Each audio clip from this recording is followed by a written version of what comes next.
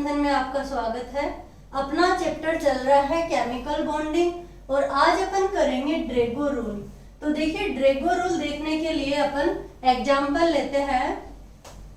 ये है नाइट्रोजन का हाइड्राइड, यानी कि ग्रुप 15 के हाइड्राइड है NH3PH3 और ASH3 और SBH3।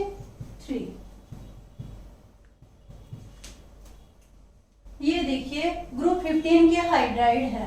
ग्रुप 15 के हाइड्राइड NH3, PH3, ASH3 और SBH3। तो देखिए ग्रुप 15 में अपन ने हाइब्रिडाइजेशन देखा, तब देखा कि ऊपर से नीचे यानी कि पीरियोडिक टेबल में एक ग्रुप में ऊपर से नीचे अगर आते हैं अपन तो क्या होता है, इलेक्ट्रोनेगेटिविटी कम होती है सेंट्रल एटम की। तो यहाँ पे नाइट्रोजन की इलेक्ट्रोनेगेटिविटी क्या है, सबसे ज्यादा है, और जो एंटीमनी है उसकी इलेक्ट्रोनेगेटिविटी क्या है, कम है। तो देखिए अपन क्या देखा कि जब 3 बॉन्ड है और एक लोन पेयर है अमोनिया पे, सब पे एक एक लोन पेयर है। अब सबके अंदर अपन देखें, बात करें हाइब्रिडाइजेशन की, तो sp3 हाइब्रिडाइजेशन है। sp3 sp3 कैसे निकाला हाइब्रिडाइजेशन? नाइट्रोजन के वैलेंस सेल में 5 इलेक्ट्रॉन और प्लस 3 मोनोवैलेंट इलेक्ट्रॉन, कोई चार्ज नहीं है, अपॉन 2 8/2 4 और 4 हाइब्रिड ऑर्बिटल यानी कि n=4। तो sp3 हाइब्रिडाइजेशन यानी कि एक ही ग्रुप की क्या है, एक ही ग्रुप के सारे एलिमेंट्स हैं, तो सब में हाइब्रिडाइजेशन क्या होगा, सेम होगा। 3 बॉन्ड पेयर है और एक क्या है, लोन पेयर है। बॉन्ड एंगल की अगर बात करें तो ये बॉन्ड एंगल होता है 107 के आसपास। क्यों होता है? अगर sp3 हाइब्रिडाइजेशन है तो 109 बॉन्ड एंगल होना चाहिए, 1 डिग्री 28 क्या होना चाहिए, बॉन्ड एंगल होना चाहिए। बट ये ना होके क्या होता है, एक लोन पेयर और बॉन्ड पेयर में रिपल्सन होता है, यानी ये लोन पेयर और ये बॉन्ड पेयर, इनमें रिपल्सन होता है। तो क्या होता है, बॉन्ड एंगल कुछ कम हो जाता है और घटकर कितना हो जाता है, 107 बॉन्ड एंगल हो जाता है। अब देखिए, अगर बॉन्ड एंगल 107 है NH3 में, बट यहाँ पे क्या हो जाता है, यहाँ पे बॉन्ड एंगल हो जाता है 93 डिग्री, और आर्सेनिक में जो बॉन्ड एंगल है ये आ जाता है 92 के आसपास, और यहाँ पे आ जाता है 90 डिग्री 5 मिनट के आसपास। यानी कि ये बॉन्ड एंगल जो है ये इधर से इधर यानी कि ऊपर से नीचे अपन चल रहे हैं, तो बॉन्ड एंगल में कमी आ रही है। और वो कमी क्या आ रही है, यहाँ पे देखिए 107 है और ये है 93 डिग्री बॉन्ड एंगल, तो लगभग कितने डिग्री कम हो गया, 14 से 15 डिग्री। तो देखिए ये हाइब्रिडाइजेशन से नहीं बता पाए कि ये क्यों हुआ, कैसे हुआ। तो यहीं पे आता है ड्रेगो रूल। और ड्रेगो ने क्या कहा, ड्रेगो अंकल कहते हैं कि ये जो डिफरेंस है ये हाइब्रिडाइजेशन के कारण है, यानी कि इसके ये जो सभी के सभी है, जैसे ये वाले फास्फोरस, आर्सेनिक और एंटीमनी, इनमें हाइब्रिडाइजेशन नहीं होता है। इनमें क्या होता है, ओनली और ओनली प्योर p ऑर्बिटल में क्या होती है, ओवरलैपिंग होती है। वो किस तरीके से होती है वो अपन देखते हैं। यानी कि ड्रेगो रूल यहीं पे आ जाता है कि जब ये बॉन्ड एंगल 107 है और यहाँ पे देखा गया कि 93 डिग्री बॉन्ड एंगल आया, तो ड्रेगो ने क्या कहा कि ये जो बॉन्ड एंगल है ये हाइब्रिडाइजेशन के कारण नहीं हुआ है, ये क्या हुआ है, प्योर ऑर्बिटल आपस में क्या कर रहे हैं, ये ओवरलैपिंग कर रहे हैं। और प्योर p ऑर्बिटल ओवरलैपिंग करेंगे तो ऑलमोस्ट 90 डिग्री पे क्या होते हैं, वो अरेंज होते हैं। तो 90 डिग्री के पास में क्या आ रहा है, बॉन्ड एंगल आ रहा है। तो देखिए ये ही यहाँ पे होता है ड्रेगो रूल। देखिए अपन आगे देखते हैं कि जैसे नाइट्रोजन, तो नाइट्रोजन का इलेक्ट्रॉनिक कॉन्फ़िगरेशन होता है 2s2 2p3, और ये है फास्फोरस, तो इसमें होता है 3s2 3p3। तो देखिए यहाँ पे क्या है, S2 और p में इलेक्ट्रॉन है 3। यहाँ पे क्या है s2 और p में इलेक्ट्रॉन है अनपेयर्ड 3। बट जब NH3 बनता है तो NH3 में क्या होता है, ये जो ऑर्बिटल है ये आपस में क्या करते हैं, हाइब्रिडाइजेशन करते हैं और 4 ऑर्बिटल बनाते हैं जिनको बोलते हैं हाइब्रिड ऑर्बिटल। ये 4 क्या बने, हाइब्रिड ऑर्बिटल। Hybrid orbital. और देखिए हाइब्रिड ऑर्बिटल बनेंगे, कौन सा हाइब्रिडाइजेशन हुआ है, sp3। देखिए sp3 हाइब्रिडाइजेशन, तो ये भी sp3 हाइब्रिड ऑर्बिटल, ये भी sp3 हाइब्रिड ऑर्बिटल, ये भी sp3 और ये भी sp3 हाइब्रिड ऑर्बिटल। और ये क्या है, इनमें जो 4 बनेंगे, चारों के चारों इस तरीके से अरेंज हो जाएंगे।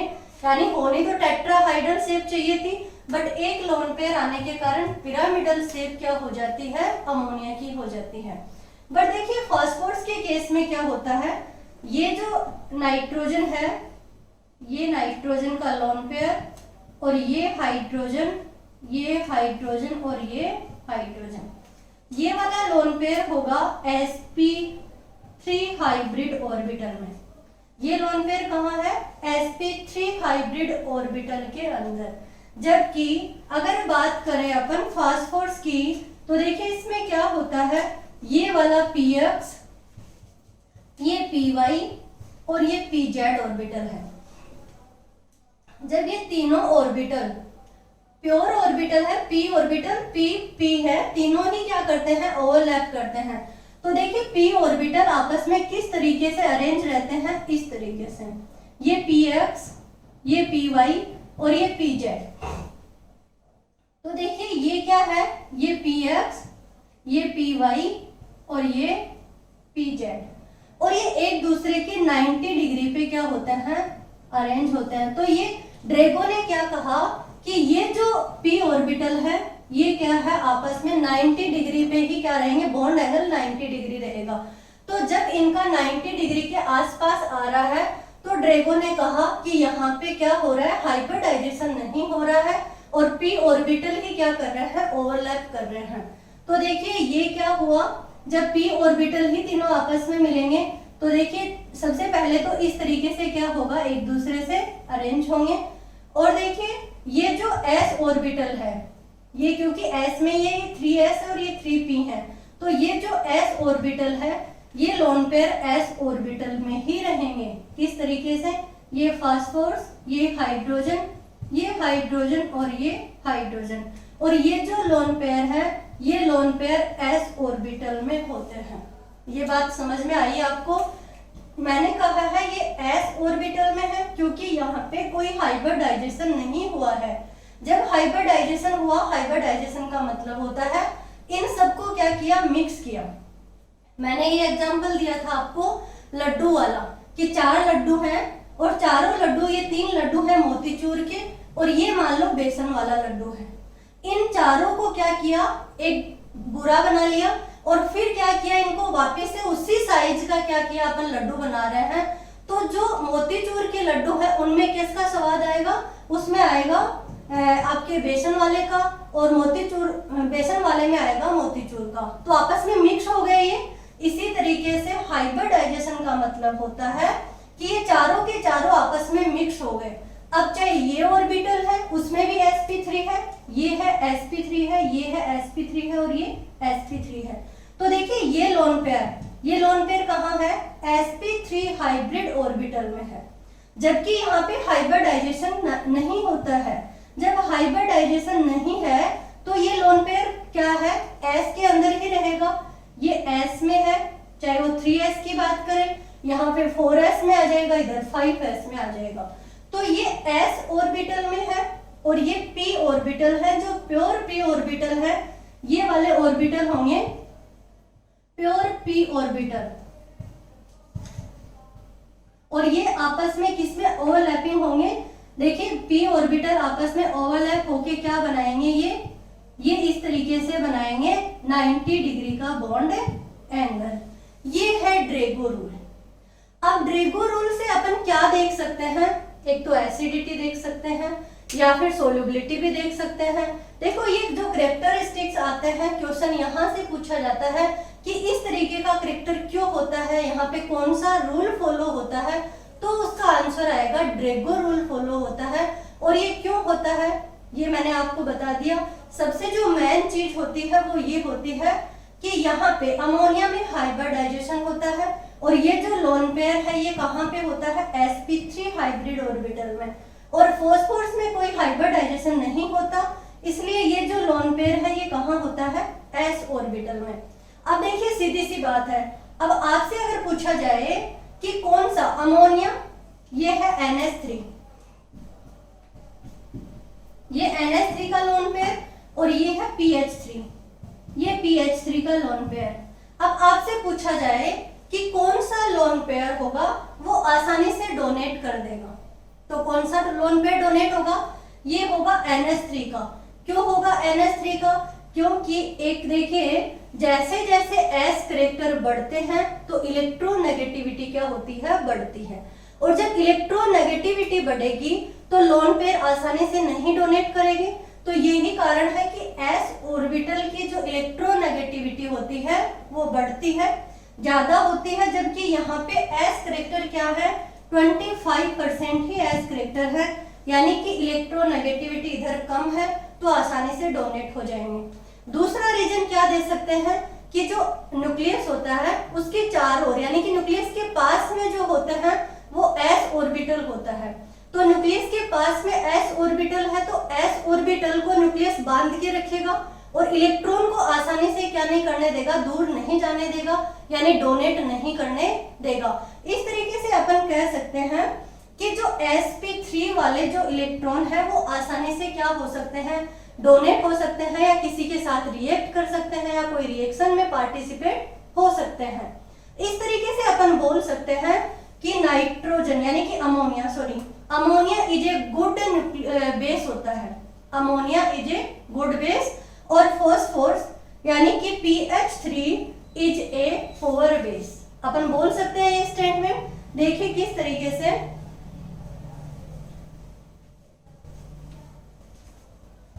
NH3 का लोन पेयर जो होता है, बार बार मैं यही बोल रही हूँ, NH3 का जो लोन पेयर है वो किसमें है, NH3 का lone pair sp3 hybrid orbital में है, और PH3 का लोन पेयर s ऑर्बिटल में है।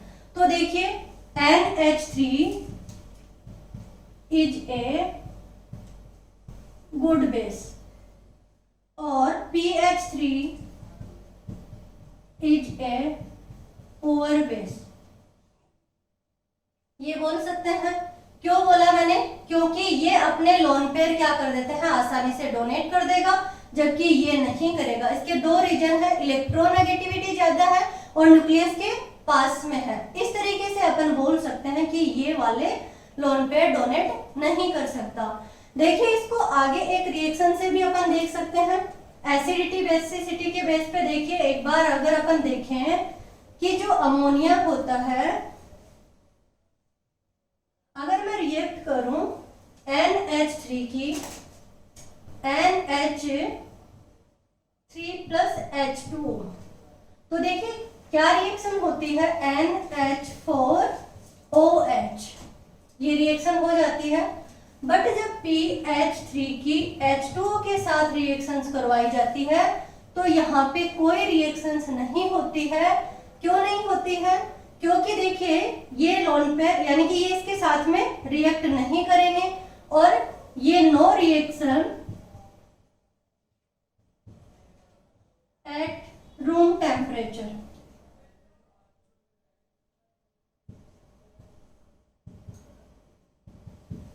समझ में आया कि ये कोई भी रिएक्शंस नहीं होती है कहाँ पे, रूम टेम्परेचर पे।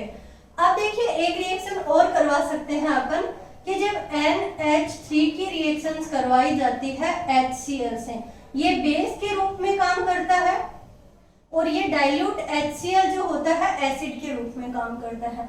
और देखिए एसिड बेस रिएक्शंस में NH4 प्लस और Cl माइनस ये क्या कर लेते हैं, रिएक्ट कर लेते हैं, रिएक्शंस कर लेते हैं। बट अगर यही रिएक्शन PH3 की करवाई तो PH3 क्या होता है, पुअर बेस है।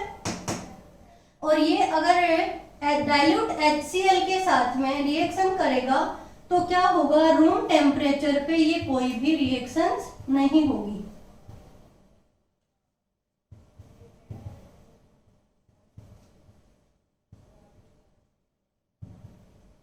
रूम टेम्परेचर पे कोई भी रिएक्शंस नहीं होगी।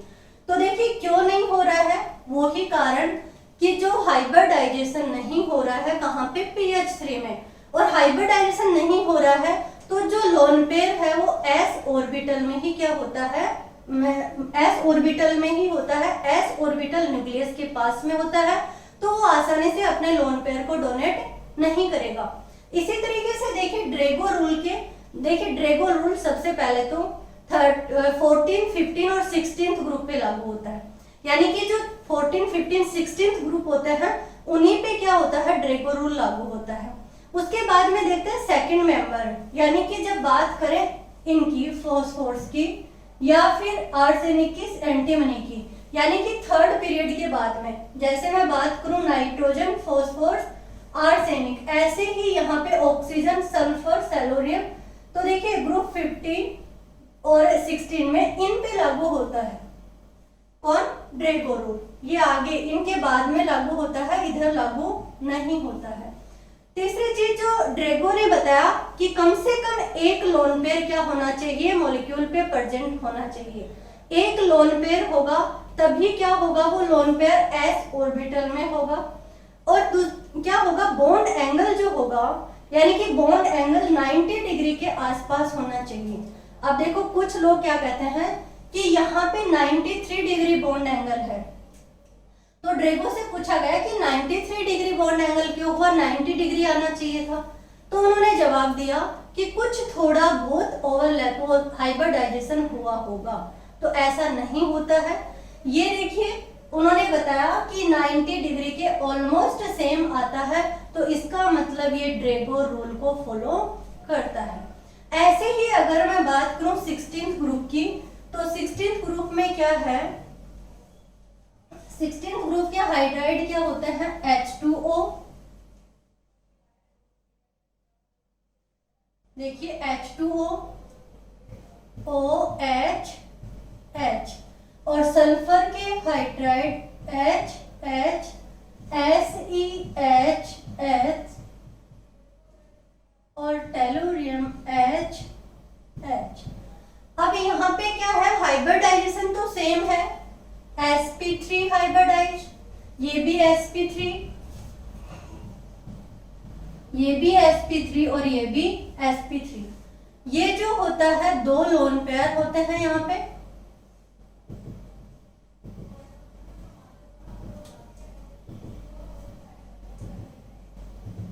दो लोन पेयर होते हैं।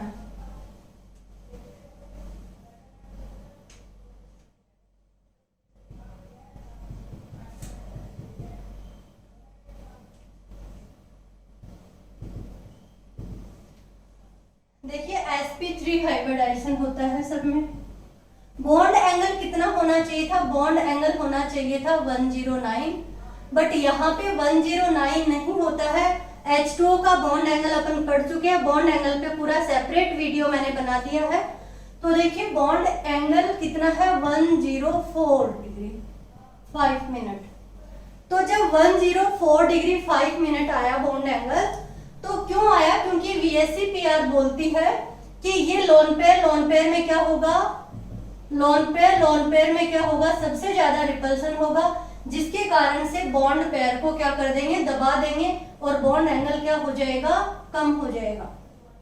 इसी तरीके से अगर अपन बात करें कि यहाँ पे भी क्या होता है, जैसे ही अपन ऑक्सीजन, सल्फर, सेलोनियम और टेलोरियम के अप टू डाउन चलने पे इलेक्ट्रोनेगेटिविटी क्या होती है, कम होती है।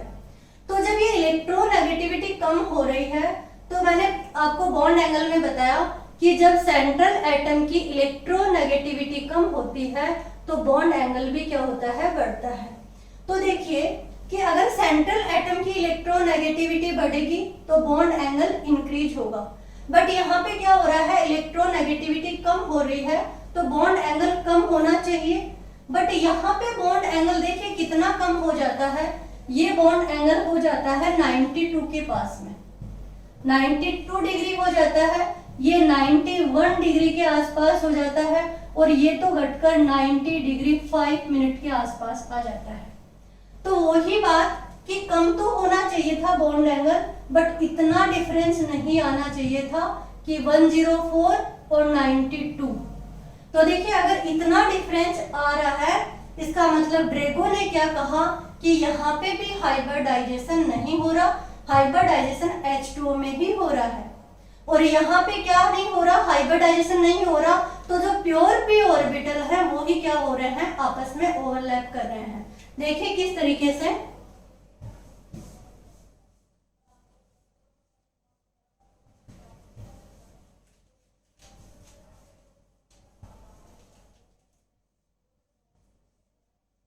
ऑक्सीजन के इलेक्ट्रॉनिक कॉन्फ़िगरेशन की बात करूं तो ऑक्सीजन का इलेक्ट्रॉनिक कॉन्फ़िगरेशन क्या होता है, 2s2 2p4। तो देखिए ऑक्सीजन का इलेक्ट्रॉनिक कॉन्फ़िगरेशन होता है 2s2 2p4, ये s2 और ये p में 4। ये क्या होगा, यहाँ पे हाइब्रिडाइजेशन होगा, और हाइब्रिडाइजेशन करके sp3 हाइब्रिडाइजेशन होगा, और 4 हाइब्रिड ऑर्बिटल बनेंगे, 4 हाइब्रिड ऑर्बिटल बनेंगे, और चारों को नाम दिया जाता है sp3, ये भी sp3 और ये भी sp3 और ये भी sp3। अब देखिए जो H2O की स्ट्रक्चर होती है, ये ऑक्सीजन, ये हाइड्रोजन, ये हाइड्रोजन, ये लोन पेयर और ये लोन पेयर। तो देखिए ये लोन पेयर कहाँ दिख रहा है, sp3 हाइब्रिडाइजेशन यानी कि sp3 हाइब्रिड ऑर्बिटल में, और ये भी क्या दिख रहा है, sp3 हाइब्रिड ऑर्बिटल में। तो ये भी sp3 हाइब्रिड ऑर्बिटल में, ये भी sp3 हाइब्रिड ऑर्बिटल में। ये एक अनपेयर्ड इलेक्ट्रॉन हाइड्रोजन के साथ जुड़ जाता है, और ये एक इलेक्ट्रॉन हाइड्रोजन के साथ जुड़ जाता है। ये इस तरीके से H2O का फॉर्मेशन होता है। बट अगर बात करें इस सल्फर की, तो सल्फर का इलेक्ट्रॉनिक कॉन्फ़िगरेशन 3s2 3p4 होता है, और जब 3s2 3p4 होता है तो देखिए ये s के इलेक्ट्रॉन, और ये क्या होता है, p का इलेक्ट्रॉन।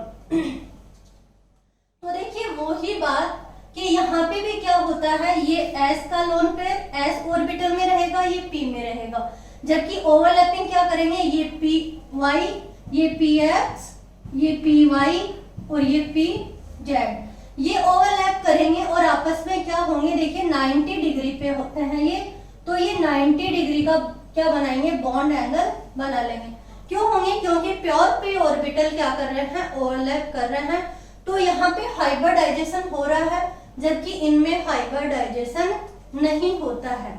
यही क्या है, ड्रैगो रूल है। और देखिए ये क्यों होता है, कैसे होता है, ये मैंने सब आपको बता दिया है। इसमें सल्फर में क्या लिखते हैं, ये सल्फर, ये हाइड्रोजन, ये हाइड्रोजन, और यहाँ पे ये लोन पेयर और ये लोन पेयर, ये p में है और ये s में है। तो यानी कि कह सकते हैं कि जो ड्रैगो ने बताया, ड्रैगो जो रूल है वो क्या कहता है कि यहाँ पे इसकी वजह से, यानी कि ये s में है, तो ये जो s ऑर्बिटल में है प्योर में, और जो ओवरलैप कर रहे हैं वो p ऑर्बिटल कर रहे हैं, इसके कारण जो बॉन्ड एंगल होता है वो 90 डिग्री के अप्रोक्स आता है। कम तो होता है, कम क्यों होता है, क्योंकि जब सेंट्रल एटम की इलेक्ट्रोनेगेटिविटी कम हो रही है, देखिए ऊपर से नीचे चलने पर सेंट्रल एटम की जो इलेक्ट्रोनेगेटिविटी कम हो रही है, तो बॉन्ड एंगल कम होगा। बट इतना डिफरेंस, तो इतना डिफरेंस किसने बताया, ड्रैगो ने। कब बताया, जब इसमें देखा गया, जब बॉन्ड एंगल को पहले उसने देखा और उसके बाद में उसने बताया कि ये इस तरीके से होता है, और अपन सबने मान लिया ये ड्रैगो रूल है। तो देखिए ड्रैगो रूल आपको क्या बताना है, 14, 15, 16 ग्रुप पे लागू होता है। कम से कम एक लोन पेयर होना चाहिए, और बॉन्ड एंगल 90 डिग्री के आसपास होना चाहिए, और सेकंड मेंबर यानी कि ऑक्सीजन को नाइट्रोजन को छोड़कर कहाँ लागू होता है, फास्फोरस पे, नाइट्रोजन को छोड़कर फास्फोरस पे, यानी कि थर्ड पीरियड में। और ऑक्सीजन को छोड़कर सल्फर पे, सेलोनियम पे, टेलोनियम पे, इन पे लागू होता है। सेकंड पीरियड में ये लागू नहीं होता है। ये है आपका ड्रेगो रूल। अब अपन नेक्स्ट क्लास में पढ़ेंगे बेंट रूल। आज के लिए इतना ही काफी है। थैंक यू बच्चों।